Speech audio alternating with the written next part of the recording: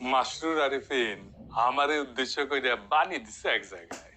মাসরুর আরিফিন রে চিনেন না? বাংলাদেশের একজন বড় ব্যাংকার, প্রফেশনাল মানুষ। ব্যাংকার হইলে টাকা গুনে শুধু, তবে সে সাহিত্য টাইত্য করে আর কি, লেখারাত ভালো। আমি যাদেরকে বাঙ্গু সুশীল বলি, সেই গ্রুপের একজন প্রতিনিধি কইতে পারে। সে কি কইছে সেটা আগে শুনে আসি।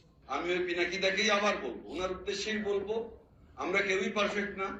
উই আর ভেরি মাচ একই মানুষ, ন্যায় বিচারের পক্ষে আজকে দাঁড়াই, একই মানুষ আর এক সিজনে চুপ থাকি, একই মানুষ সকালে ভালো, একই মানুষ বিকালে খারাপ।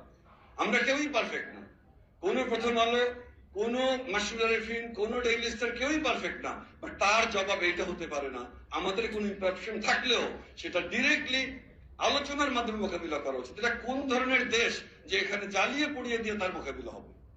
আমার আমার ওইটাই একটা কথা, যে যে আমরা উচিত একটা টলারেন্ট সোসাইটি তৈরি করা, যে সোসাইটিতে ইউ আর স্টিল রেসপেক্টেড। আমি উনাকে বলছি, উনি দাবি করেছেন, উনি করেননি, বাট আমি উনাকেই বলছি, we want a tolerant society যেখানে we are all respected and we are tolerated even when I strongly disagree with you and even when I actually don't like you. শুনেছেন তো?